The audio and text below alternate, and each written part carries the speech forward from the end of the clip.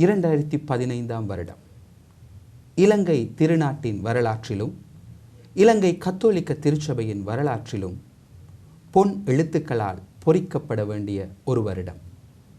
ஏனென்றால் இந்த வரலாற்றில் மிக முக்கிய இடம் பிடித்த ஒரு மாமனிதன் புனிதத்துவத்துக்கு உயர்த்தப்பட்ட வருடம் இந்த 2015 வருடம். கத்தோலிக்க திருச்சபையிலே கிறிஸ்தவ அழைப்பை திருமுழுக்கின் வழியாக பெறுகின்ற ஒவ்வொருவரும் இந்த புனிதத்துவத்திற்கு அழைக்கப்பட்டிருக்கின்றார்கள்.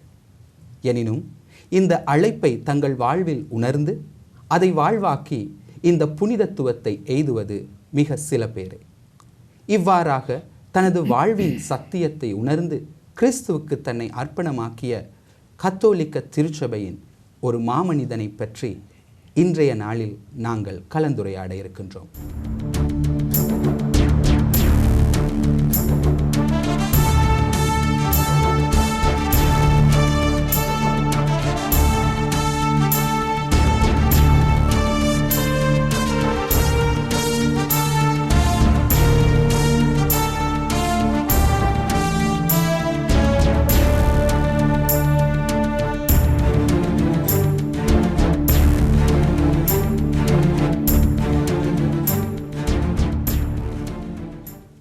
வணக்கம் அன்பு நெஞ்சங்களே, மீண்டும் ஒரு விசுவாச தெளிவு நிகழ்ச்சியினூடாக உங்கள் அனைவரையும் சந்திப்பதையிட்டு மிக மகிழ்ச்சி அடைகின்றோம். இன்றைய விசுவாச தெளிவு நிகழ்ச்சியில் நாங்கள் பேச இருக்கின்ற விடயம் புனித ஜோசப் வாஸ் அடிகளாரின் வரலாறு. இந்த வரலாற்றை பற்றி எம்மோடு கலந்துரையாடி எம் நேயர்களுக்கு விளக்கம் அளிக்க எம் கலையகத்துக்கு வருகை தந்திருக்கின்றார் அமலமரி தியாகிகள் சபையை சேர்ந்த அருட்தந்தை ரெஜினோல்ட் லூஷன் அடிகளார். தந்தை அவர்கள் ரோமை உர்பானிய பல்கலைக்கழகத்திலே கலைமானிய பட்டமும் ரோமை கிரெகோரியன் பல்கலைக்கழகத்திலே முதுமானிய பட்டமும் பெற்றவர். தற்பொழுது இலங்கை தேசிய குறுமடத்திலும் அக்வானஸ் பல்கலைக்கழகத்திலும் விரிவுரையாளராக செயற்பட்டு வருகின்றார். அது மாத்திரமன்றி உயர்மறை மாவட்டத்தில் தமிழ் இறையியல் கல்விக்கு பொறுப்பாளராகவும் இருந்து வருகின்றார். தந்தை அவர்களை அன்போடு கலையகத்துக்கு வரவேற்கின்றோம். வணக்கம் தந்தை அவர்களே. தந்தை அவர்களே, ஜோசப் வாஸ் அடிகளாரை பற்றி நாங்கள் கலந்துரையாட இருக்கின்ற இந்த நாளிலே நான் ஒரு முக்கிய கேள்வியை முதலாவது கேள்வியாக உங்களிடம் கேட்க நினைக்கின்றேன். அதாவது, இந்த கத்தோலிக்க திருச்சபையில் புனிதர்கள் என்பவர்களுக்கு ஒரு முக்கிய இடம் அளிக்கப்பட்டு அவர்களுக்கான ஒரு வணக்கத்தையும் நாம் செலுத்தி வருகின்றோம். இந்த புனிதர்கள் என்பவர்கள் யார் என்ற ஒரு விளக்கத்தை எம் நேயர்களுக்கு தர முடியுமா?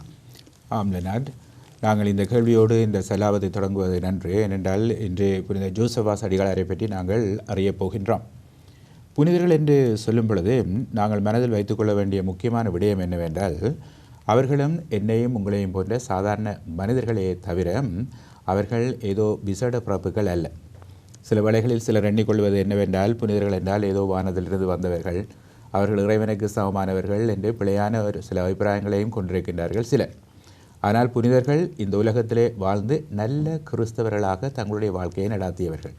அவர்கள் கிறிஸ்துவுக்கு பிரமாணிக்கமாக தங்களுடைய திருமுழுக்கு அழைப்பை மனக்கண் கொண்டு அதற்கேற்ற வண்ணமாக தங்களுடைய வாழ்க்கையை நடாத்தியதன் காரணமாக அவர்களுடைய வாழ்க்கை எனக்கும் உங்களுக்கும் ஒரு உதாரண வாழ்க்கையாக அமைவதன் காரணமாக திருச்சபை அவர்களை இந்த மேல்நிலைக்கு உயர்த்தி இருக்கின்றது. ஆகவே இவர்கள் எல்லோரும், நாங்கள் எல்லோரும் ஒரு முக்கிய குறிக்கோளை மனதில் கொண்டு அதனை நோக்கி நடப்பவர்கள். அதுதான் எங்களுடைய மறு உலக வாழ்க்கை. அந்த வாழ்க்கையை நோக்கி நடக்கும் பொழுது இவர்களுடைய வாழ்க்கை எங்களுக்கு ஒரு உதாரண வாழ்க்கையாக ஆகின்றபடியினால் திருச்சபை பல பேரை நியமித்து, இவர்கள் இப்படித்தான் பிறந்தார்கள், இப்படித்தான் வாழ்ந்தார்கள், இந்த பக்குவத்தின் மூலமாகத்தான் இந்த நிலைக்கு உயர்த்தப்பட்டிருக்கின்றார்கள் என்று எங்களுக்கு சொல்லுகின்றது. ஆகவே புனிதர்கள் இந்த புனிதத்துவத்தை நாம் பெறுவதற்கு எமக்கு வழிகாட்டிகளாக இருப்பவர்கள் என்று சொல்லலாம். ஆம், இவர்களுக்கு செலுத்தப்படுகின்ற இந்த வணக்கத்தை பற்றி சற்று விபரமாக சொல்லலாம். புனிதர்கள் என்று சொல்லும் பொழுது நாங்கள் அவர்களுக்கு வணக்கம் மாத்திரம்தான் செலுத்துகின்றோம். அவர்களுக்கு வழிபாடு செலுத்துவது கிடையாது. வழிபாடு என்று சொல்லும் பொழுது அது நாங்கள் இறைவனுக்கு கொடுக்கும் ஒரு விசேட வழிபாடாக இருக்கின்றது. அவர் மக்களுக்கு எல்லாம் மேலானவர், அனைவரையும் படைத்தவர், அவரை கொடுப்பதுதான் வழிபாடு. ஆனால் வணக்கம் என்று செலுத்தும் பொழுது அதனை நாங்கள் யாருக்கு செலுத்துகின்றோம் என்றால், இந்த மனிதர்களாக பிறந்து வளர்ந்து அந்த ஒரு உயர்நிலைக்கு உயர்த்தப்பட்டவர்களுக்கு, அவர்களை கொடுக்கும் ஒரு மரியாதை என்று நாங்கள் அதனை புரிந்து கொள்ளலாம். ஆம் தந்தை அவர்களே, இன்று நாங்கள் புனித ஜோசப் வாஸ் அடிகளாரை பற்றி ஆராயும் பொழுது அல்லது பேசும் பொழுது ஒரு விடயம் எங்களுக்கு நன்றாக தெரியும். அவர் இந்த மண்ணை சார்ந்தவர் அல்ல, அவர் இந்தியாவிலிருந்து வந்தவர். ஆகவே எங்கள் நேயர்களுக்கு மிகவும் உதவியாக இருக்கும் அவருடைய குடும்ப பின்னணி, அவருடைய குடும்ப பின்னணி, அவர் எங்கே பிறந்தார் போன்ற விடயங்கள் எங்களுடைய நேயர்களுக்கு மிகவும் பயனுள்ளதாக இருக்கும். அதை பற்றி சற்று கூற முடியுமா? ஆம் லெனார்ட், இவர் இந்தியாவிலே கோவை நகர் என்று நாங்கள் சொல்லுவோம், கோவா என்று சொல்லுவோம் என, அந்த நகரிலே சங்குவாலா என்ற இடத்தில் பிறந்த ஒருவர் ஆவர். இவர் எப்பொழுது பிறக்கின்றார் என்றால் 1651 பிறக்கின்றார். இவருடைய பெற்றோர்கள் கிறிஸ்டோபர் வாஸ், தாயினுடைய பெயர் மரிய டி மிராண்டா என்பவர். இவர் ஒரு பிராமண குலத்தில் சேர்ந்தவர், உயர் குலத்திலே தோன்றிய ஒரு மகான்.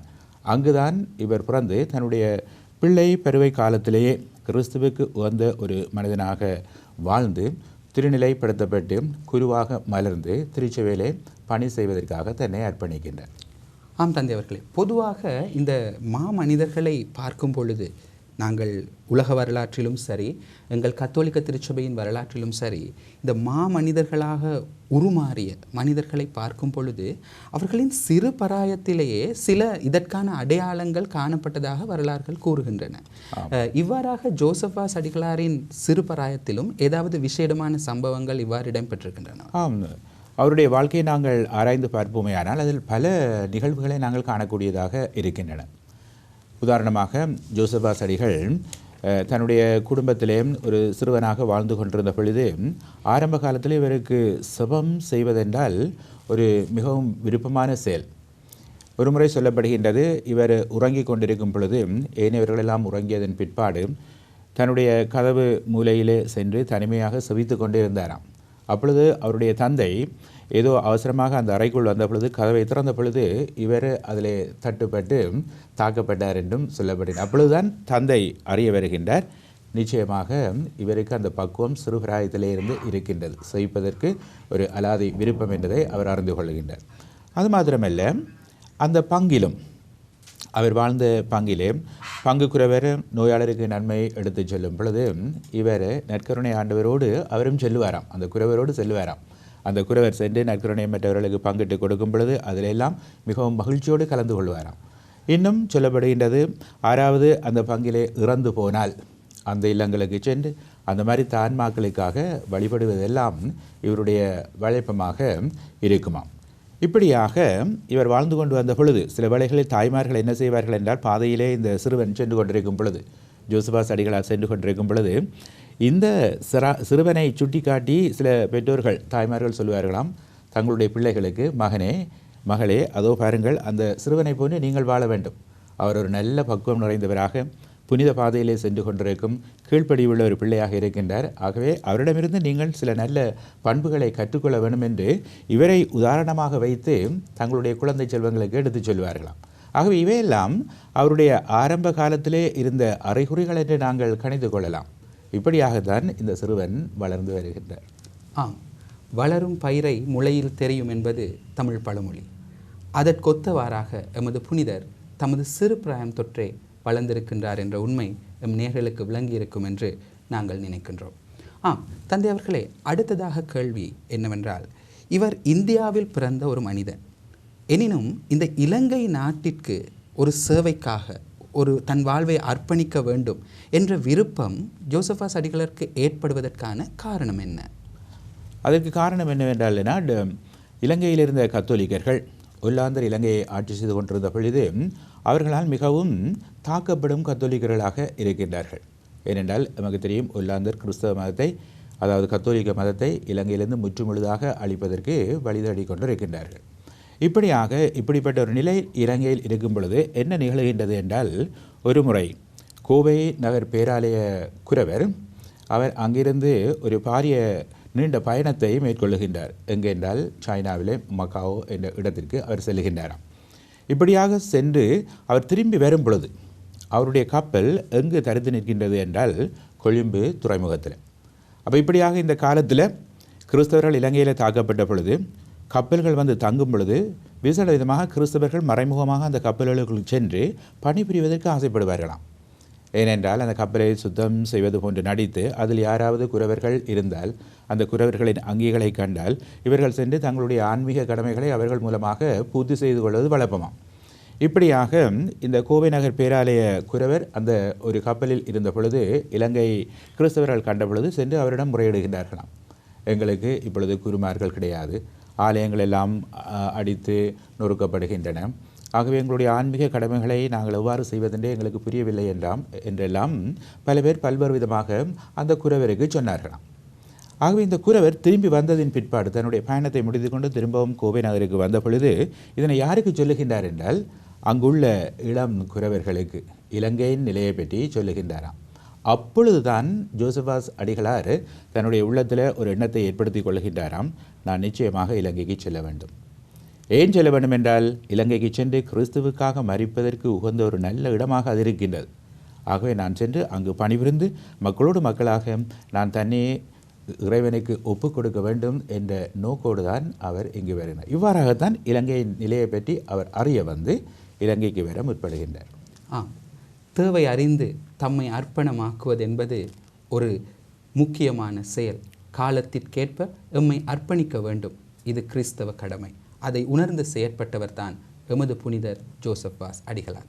ஆம் தந்தை அவர்களே, இப்பொழுது வரலாற்றை நாங்கள் பார்க்கின்ற பொழுது எங்களுக்கு தெரிய வருகின்றது, இவருக்கு இந்த ஆசை இருந்தாலும் அவர் இந்த வேண்டுகோளை விடுக்கின்ற பொழுது ஆரம்பத்தில் இந்த வேண்டுகோள் நிராகரிக்கப்படுகின்றது. பட்டு அவருக்கு இந்தியாவிலேயே தென் பகுதியில் ஒரு கடமை அல்லது ஒரு மிஷன் கொடுக்கப்பட்டதாக வரலாறு கூறுகின்றது. அதை பற்றி சற்று தெளிவுபடுத்த முடியுமா? ஆமாம், இவர் அந்த கோவை பேராலய குறவரிடமிருந்து இலங்கையின் நிலையை நன்கு அறிந்த பொழுது இவர் ஒரு இளம் குறவராக இருக்கின்றார். குருப்பட்டம் பெற்று ஒரு இளம் குருவாக பணிபுரிந்து கொண்டு வருகின்றார். ஆகவே உடனடியாக தன்னுடைய விருப்பத்தை தன்னுடைய ஆயருக்கும் ஏனைய குறவர்களுக்கும் தெரிவித்த பொழுது அவர்கள் இவரை உடனடியாக அங்கு அனுப்ப முயலவில்லை. ஆகிய ஒரு சிறிய அனுபவத்தோடு அவர் செல்வது நன்றாக இருக்கும் என்ற நோக்கத்தோடு தான் அவர் என்ன செய்கின்றார்கள் என்றால் இலங்கைக்கு அனுப்புவதற்கு பதிலாக இந்தியாவிலேயே ஒல்லாந்தர் இருந்து வந்த இடமாகிய கனரா என்ற இடத்திற்கு இவர் அனுப்பி வைக்கப்படுகின்றார். இவ்வாறாக இவருக்கு சொன்ன பொழுது நீர் முதலாவதாக அங்கு சென்று பணிபுரிய வேண்டும் என்று அவருக்கு பணிப்பு விடுக்கப்பட்ட பொழுது அதனை அவர் மகிழ்ச்சியோடு ஏற்றுக்கொள்கின்றார். இதற்கு ஒரு காரணம் இருந்தது. ஏனென்றால் அந்த கனரா என்ற பகுதி ஒல்லாந்தருக்கு உட்பட்ட பகுதியாக இருந்தபடியினால் அந்த நாட்களில் இலங்கைக்கும் இந்த கனரா என்ற இடத்திற்கும் அதிக தொடர்பு இருந்தது. அதிகமானவர்கள் அங்கிருந்து இங்கு வருவதும் இங்கிருந்து அங்கு போவதுமாக இருந்தார்கள். ஆகவே இவர்கள் வழியாக எந்த விதமாக ஒரு காலகட்டத்தில் நாங்கள் இலங்கைக்கு செல்லலாம் என்பதை நன்கு புரிந்து கொள்ளலாம் என்ற நோக்கோடு தான் அவர் அங்கு சென்று 4 ஆண்டுகள் பணிபுரிகின்றார். அங்கே பணிபுரிகின்ற எமது புனிதர் தன்னை ஆயத்தப்படுத்தி கொண்டதாக நீங்கள் கூறினீர்கள். இந்த ஆயத்தம் என்பதன் அர்த்தம் என்ன? ஆயத்தம் என்று சொல்லும் பொழுது முதலாவதாக இலங்கைக்கு எந்த விதமாக தான் போக நினைத்தால் போகலாம் என்ற அந்த வழியை முதற்கண் அவர் அறிந்து கொள்ளுகின்றார். அதன் பிற்பாடு இவர் 4 வருடம் பணியாற்றியதன் பிற்பாடு திரும்பவும் கோவை நகர் நோக்கி செல்லுகின்றார். கோவா என்ற இடத்திற்கு செல்லுகின்றார். அங்கு சென்று இவர் யோசிக்கின்றார், தான் ஒரு மேற்றாசன குறவராக இருந்தால் சில வேளைகளில் தான் இலங்கைக்கு சென்று பணிபுரிந்தாலும் தன்னோடு அந்த பணி முடிந்துவிடும். ஆகவே தான் ஒரு துறவர சபையை சார்ந்த ஒரு குறவராக மலர்ந்தால் சில வேளைகளில் தன்னுடைய பணியை தொடர்ந்து செய்வதற்கு இன்னும் குருக்கள் அனுப்பப்படுவார்கள். ஆனபடியால் தான் அவர் என்ன செய்கின்றார், கோவை நகர் திரும்பி சென்ற பொழுது அந்த இடத்தில் இருந்த ஒரு லோக்கல் காங்கிரிகேஷன் என்று நாங்கள் சொல்லுவோம், பாஸ்கோவாலே என்ற குருவானர் ஏற்படுத்திய ஒரு சிறிய துறவர சபை, அதிலே தன்னை சேர்த்து கொண்டது மாத்திரமல்ல, அங்கு சேர்த்து கொண்டதும் அவர் அந்த சபையின் அதிபராக வருகின்றார். அந்த காலகட்டத்தில் தான் ஜோசபாஸ் அடிகளார் என்ன செய்கின்றார் என்றால் ரோமையில் உள்ள புனித பிலிப்பினேரியார் ஏற்படுத்திய ஒரட்டோரியன் என்ற சபையோடு இந்த சபையை இணைத்து கொள்ளுகின்றார். இப்பொழுது ஒரு உள்நாட்டு சபையாக இருந்த இந்த துறவர சபை பாப்பரசரின் சபையாக மாறுகின்றது. இதில் எத்தனையோ பேர்கள் அங்கம் வகிக்கின்றார்கள். ஆகவே அப்படிப்பட்ட ஒரு நிலையை சுற்றாடலை உருவாக்கியதன் பிற்பாடு தான் இவர் இப்பொழுது ஒரு ஒரட்டோரியன் குருவாக இலங்கைக்கு வர யோசிக்கின்றார், எத்தனிக்கின்றார். எனவே இவருடைய பணி தனக்கு பின்பும் இங்கு தொடரப்படும் என்ற எண்ணத்தோடு தான் இப்படிப்பட்ட ஒரு பாரிய ஆயத்தையே இந்த மகான் தன்னுடைய சிறு பிராயத்திலே செய்து கொள்ளுகின்றார். ஒரு சேவையில் ஈடுபடுவது மட்டுமல்ல, அதை தொடங்கும் பொழுது அதை தொடர்ந்து கொண்டு நடத்தும் அந்த முன்னோக்கும் எமது புனிதருக்கு இருந்தது என்று சொன்னால் அது மிகையாகாது. தந்தை அவர்கள் கூறிய இந்த பதிலிருந்து நாங்கள் அதை விளங்கி கொண்டிருக்கின்றோம். ஆம் தந்தை அவர்களே, இன்னொரு சிறிய விடயத்தை இந்த வரலாற்று ஒல்லாந்தரோடு தொடர்புபட்ட ஒரு கேள்வியை நான் உங்களிடம் கேட்க விரும்புகின்றேன். அதாவது இந்த காலகட்டத்திலே ஒல்லாந்தர் இலங்கையிலும் இருக்கிறார்கள், இந்தியாவிலும் இருக்கிறார்கள். எனினும் இந்தியாவிலே இவர்கள் மட்டுமல்ல, போர்த்துகேயர், பிரான்சு நாட்டவர்கள், ஆங்கிலேயர் போன்ற அனைவரும் இருக்கின்றனர். ஆனால் இந்தியாவில் மேற்கொள்ளப்படாத ஒரு வேத கலாபனையை ஒல்லாந்தர்கள் இலங்கையில் மேற்கொண்டதற்கான காரணங்கள் என்ன? இது ஒரு நல்ல கேள்வி இல்லைனான். ஏனென்றால் எங்களுடைய நேயர்கள் நிச்சயமாக இதனை புரிந்து கொள்ள வேண்டும். ஏனென்றால் இலங்கையில் ஒல்லாந்தர்கள் கத்தோலிக்களை விரட்டி அடித்து கத்தோலிக்க ஆலயங்களை உடைத்து எறிந்தாலும் இதே நிகழ்வை அவர்கள் இந்தியாவில் செய்யவில்லை. ஏன் என்றால் இந்தியா என்று சொல்லும் பொழுது அது ஒரு பாரிய தேசமாக இருக்கின்றது. இந்தியாவிலே நாங்கள் பார்க்கின்றோம், பாண்டிச்சேரி என்ற இடத்திலே பிரான்சு தேசத்து மக்கள் தங்களுடைய நாடாக அதனை கணித்து அங்கே இருக்கின்றார்கள். அதே போன்று மெட்ராஸ் என்ற இடத்திலே ஆங்கிலேயர் இருக்கின்றார்கள், கோவா என்ற இடத்திலே போர்த்துகேயர் இருக்கின்றார்கள். அதே போன்று இந்த கனடா என்ற பகுதியிலே ஒல்லாந்தர்கள் இருக்கின்றார்கள். இது ஒரு பெரிய தேசம். ஆகவே இவர்கள் வெவ்வேறாக தங்களுடைய ஆட்சியை நடாத்துவது இவர்களுக்கு இலகுவாக இருந்தது. ஒன்றோடு ஒன்று தொடர்புபட்ட விதமாக இவர்கள் அந்த ஆட்சியை அங்கு நடாத்தவில்லை. ஆனால் இலங்கை என்று சொல்லும் பொழுது இந்த பகுதியில் ஒன்றை எடுத்துக்கொண்டோம் என்றால் இந்த பகுதியை விட சிறிய நாடாக இலங்கை இருக்கின்றது. இலங்கையிலே பெரும்பாலும் கரையோர பகுதிகளைத்தான் இந்த போர்த்துகேயரோ அல்லது ஒல்லாந்தரோ ஆட்சி செய்து வந்தார்கள். ஆகவே இது ஒரு சிறிய நாடாக இருக்கின்றது. இந்த கரையோர பகுதியில் இவர்கள் ஆட்சி செய்து வரும் பொழுது இவர்களுக்கு பல குளறுபடிகள் இருந்தன. என்ன குளறுபடிகள் என்றால், ஒன்று, போர்த்துகேயரும் அந்த பகுதியிலே வாழ்ந்து வந்தார்கள். இந்த போர்த்துகேயருக்கு விருப்பமாக இருக்கும் கத்தோலிக்கரும் அந்த பகுதியிலே வாழ்ந்து வந்தார்கள். அதோடு அந்த பகுதியை தான் இந்த ஒல்லாந்தரும் கொஞ்சம் கொஞ்சமாக பிடித்து கொண்டு வருகின்றார்கள். இப்படியாக இவர்கள் வந்த பொழுது இந்த ஒல்லாந்தர் என்ன எண்ணுகின்றார்கள் என்றால், இந்த போர்த்துகேயரையோ அன்றைய கத்தோலிக்கரையோ விட்டு வைத்து விட்டால் தங்களுக்கு நிச்சயமாக இந்த கரையோர பகுதியை பிடிக்க முடியாது. எனவேதான் அவர்களை விரட்டி அடித்து விட்டால் அல்லது அவர்களுடைய சமயத்தை ஒல்லாந்த சபையாக மாற்றிவிட்டால் அவர்களுக்கு ஆட்சி புரிவது இலகுவாக இருக்கும் என்ற நோக்கோடு தான் அவர்கள் என்ன செய்கின்றார்கள், கத்தோலிக்கரை வற்புறுத்துகின்றார்கள், நீங்கள் எல்லோரும் எங்களுடைய கல்வி மதத்துக்கு வந்து சேருங்கள். அப்படி அல்லது குறவர்களை விரட்டி அடிக்கின்றார்கள், நீங்கள் இங்கே இருக்கக்கூடாது, நாங்கள் இந்த கிறிஸ்தவர்களை பார்த்துக்கொள்வோம் என்று. ஆனபடியால் தான் அவர்கள் அப்படிப்பட்ட ஒரு நிகழ்வில் இலங்கையில் இறங்குகின்றார்கள். ஒல்லாந்தர் ஏன் இலங்கை கத்தோலிக்கர்கள் மீது ஒரு வேத கலாபணியை திணித்தார்கள் என்பது நேர்களாகிய உங்களுக்கு தற்பொழுது புரிந்திருக்கும் என்று நம்புகின்றோம். 1687 ஆண்டு எமது புனிதர் எமது தாய் மண்ணிலே காலடி எடுத்து வைக்கிறார். இந்த சூழ்நிலையின் போது இலங்கையின் பொருளாதார அரசியல் பின்னணிகள் எவ்வாறு இருந்தன? ஒல்லாந்தர்கள் இலங்கைக்கு வந்த பொழுது எங்களுக்கு தெரியும், அவர்கள் கல்முனை வழியாகத்தான் முதற்கண் 1638 ஆண்டு என்று எண்ணுகின்றேன், அந்த காலத்தில் அவர்கள் வந்தார்கள். அப்போ அவர்கள் வந்த பொழுது கண்டி ராஜ்யத்தில் சிங்கள மன்னர்கள் ஆட்சி செய்து வருகின்றார்கள். கரையோர பகுதியில் போர்த்துகேயர்கள் இருக்கின்றார்கள். ஆக இவர்கள் 1638 ஆண்டு வந்தாலும் முற்று முழுதாக இலங்கையை பிடிப்பதற்கு 20 வருடங்கள் எடுக்கின்றன. அப்போ எந்த விதமாக இவர்கள் அந்த இடத்தை பிடிக்க முயற்சிக்கின்றார்கள் என்றால், கண்டி ராஜ்யத்தை ஆண்டு வந்த ராஜசிம்ம மன்னன் என்று அழைக்கப்பட்ட சிங்கள மன்னனுடைய உதவியோடு தான். ஏனென்றால் அவர் போர்த்துகேயரை விரும்பவில்லை. ஆகவே அவர் என்ன சொல்கின்றார், நான் என்னுடைய துருப்புக்களை உங்களுக்கு தருவேன், என்னுடைய பணத்தை உங்களுக்கு தருவேன், நீங்கள் கரையோரத்தில் இருக்கும் போர்த்துகேயரை விரட்டி அடிக்க வேண்டும். ஆகவே அவ்வாறு அவர்களை விரட்டி அடித்ததன் பிற்பாடு எந்தெந்த இடங்களை நீங்கள் பிடிக்கின்றீர்களோ அந்தந்த இடங்களை தனக்கு தர வேண்டும் என்று அவர் கூறுகின்றார். ஆனால் என்ன நடக்கின்றது என்றால், இந்த ஒல்லாந்தர் கரையோர பகுதியை பிடித்து கொண்டு போகும் பொழுது அவர்கள் சிறந்த கருவா தோட்டம் அல்லது வாசனை திரவிய தோட்டங்களை பிடிக்கின்றார்கள். இதுதான் அவர்களுக்கு வருவாயை கொடுத்த பகுதியாக இருக்கின்றது. ஆகவே ஒரு காலகட்டத்தில் தாங்கள் பிடித்தவற்றை அரசரோடு தாங்கள் செய்து கொண்ட உடன்படிக்கைக்கு இணங்க கொடுக்க தவறி விடுகின்றார்கள்.